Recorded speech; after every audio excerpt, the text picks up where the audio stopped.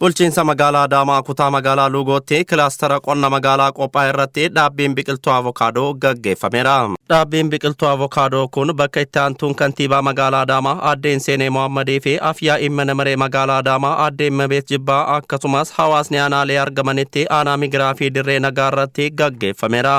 Hooggantoonni aanaalee sagantaa dhaabbii biqiltuu avokaadoo laalchisee yaada kennaniin inisheetiivii avokaadootiin gaggeeffamaa jiru kun diinagdee biyyaa guddisuu irra darbee alergiifis kan ooluu fi nyaata madaalawaatiif faayidaa kan qabu waan ta'eef uummanni ofitti fudhachuun hojjechuu akka qabu dubbataniiru.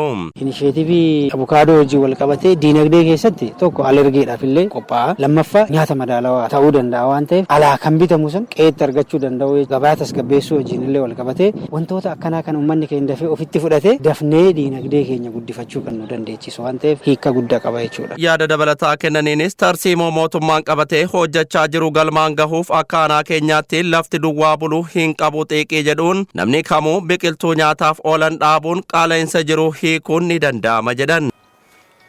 Tarsiimoo mootummaan keenya qabatee ittiin deemaa jiru keessattuu lafti tokko duwwaa osoo hin bulle namni kamiinuu bakka jirutti biqiltuu nyaataaf oolan dhaabuudhaan qaala'insa jireenyaa mudataa jiruu fi mudataa jiru biqiltuu nyaataaf oolu fayyadamuudhaan hundumti keenya bakka jirutti biqiltuuwwan nyaataaf oolan akka dhaabbatan jaameetoo akkaataa sagantaawwan qabameen guyyaa irraa sagantaan biqiltuu kilaastara avokaadoo aanaa keenyattis qaama sagantaa kanaati jechuudha. Jiraawwachiiftuu olaantuun kutaa magaalaa Luugoo aadde Khadijaa Jamaal gama isaaniin akka jedhanitti mootummaan naannoo fi biyyaalessaa qaala'insa akka biyyaatti jiru hiikuuf kilaastara qonnaa magaalaa irratti hojjechaa jira jechuun nutis akka kutaa magaalaa keenyaatti qonna magaalaa hin amaleeffamne amaleessuun irratti hojjechaa jirra jedhan. Akka mootummaa naannootti hojiiwwan kilaastarotaa fi rakkoolee diinagdee qaala'ina jireenyaa hiikuudhaaf mootummaan naannoo hojiiwwan babal'aa akka biyyaattis mootummaan biyyaalessaa qabatee hojjechaa jira.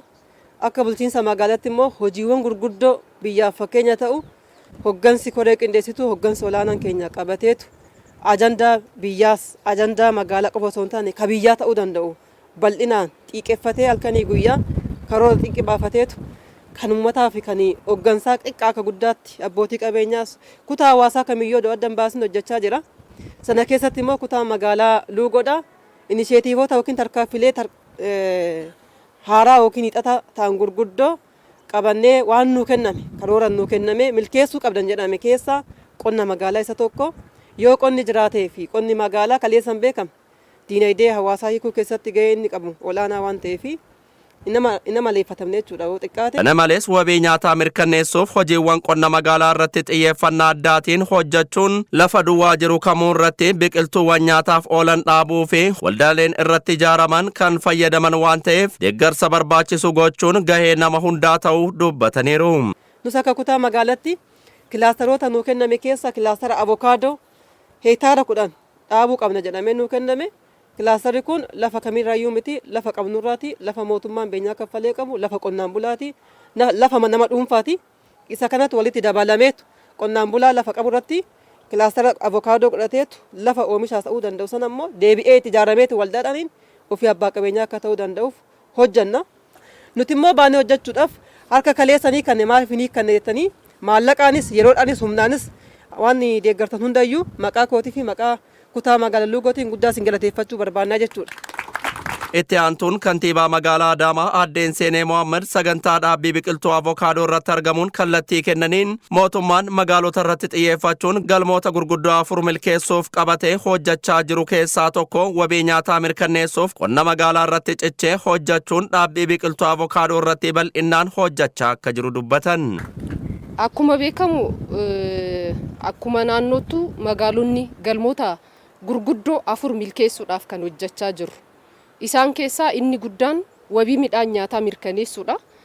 Wabii midhaan nyaataa mirkaneessuudhaaf immoo hojiileen hojjetaman keessumaa sadarkaa magaalaatti hojiiwwan wabii midhaan nyaataa mirkaneessuudhaaf hojjetaman keessaa qonni magaalaa isa tokko jechuudha. Sirni dhaabbii biqiltuu avokaadoo yeroo qophaa'u jiruu fi jireenya hawaasaa kan jijjiiruu fi qaala'insa gabaa kan tasgabbeessu jedhamee waan yaadameef biqiltuu dhaabanii deemuu qofti gahaa waan hin taaneef kunuunsuu qabnaan ergaa dabarsan. Sirni dhaabbii biqiltuu avokaadoodhaa gaafa qophaa'u keessumaa jiruuf jireenya hawaasaa waan jijjiiruu danda'u irratti qaala'insa jireenyaa waan tasgabbeessuu danda'u irratti hojjetamuu kan qabu.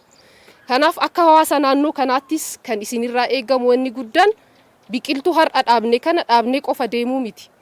Biqiltuun kun dhaabbatee kunuunfamuu danda'uu qaba. Dhaabnee yoo deemne hiikan qabu jechuudha. Hawaasni hundi iddoo qabutti mooraa jiru keessatti bakka qaban hunda keessatti biqiltuu nyaataaf oolu akka dhaabuu danda'an. Kan asitti amma gareedhaan waliin taanee dhaabnu kun akkuma jiru ta'e dhuunfaadhaanis iddoo qabnu hundatti iddoowwan duwwaa jiran irratti meeshaalee mana keessaas fayyadamne nyaataaf kan oolu gaafa dhaabne tokkoffaa qaala'insa jireenyaa magaalaa keessatti hammaataa ta'e kana tasgabbeessuu keessatti gahee olaanaa qaba jechuudha. Namoonni dhaabbii biqiltuu avokaadoo irratti hirmaatan akka jedhanitti dhaabnee deemuu qofa osoo hin taane fayyadamaa ta'uuf kunuunsuun wabii nyaataa mirkaneessuun gahee keenya kan baanuudha jechuun yaada isaanii kennan. Dhaabnee deemuu osoo hin ta'in hawaasni naannoo kana biqiltuu kana kunuunsuudhaan waldaan irratti gurmaa'ee faayidaa asirraa argamu jireenya isaa fooyyessaa haala naannoo kana akka ittiin kunuunsuu danda'u ergaan gama kiyyaan qabu kana fakkaata. Dhaabnee deemuu osoo hin taane eega dhaabame booda jiraata ma'aanaa kanaa waan taaneef kunuunsu irratti xiyyeeffannaa jechuudha. Hawaasni avokaadoon kan nyaataaf oolu waan ta'eef namni gabaarraa dhaqee bitachuurra asumatti qe'ee isatti fayyadamuu danda'a jechuudha. Kunuunsinu hundi keenya itti baanee kunuunsuu qabna. Nama tokko qofaa miti. Uummanni ganda keenya hundaa ganda migiraa kan jiru hunduu bahee kunuunsuu qaba. Kan kunuunsu immoo hunda namni tokko bicha afeetii miti. Hunduu wal faana bahee kunuunsuu qaba. Dhaabee deemuu qabu faayidaan qabu turguma isin qabuuf. Egaa baheetii hundisaa kunuunsee akkuma dhaabetti baheetti kunuunsuu qaba.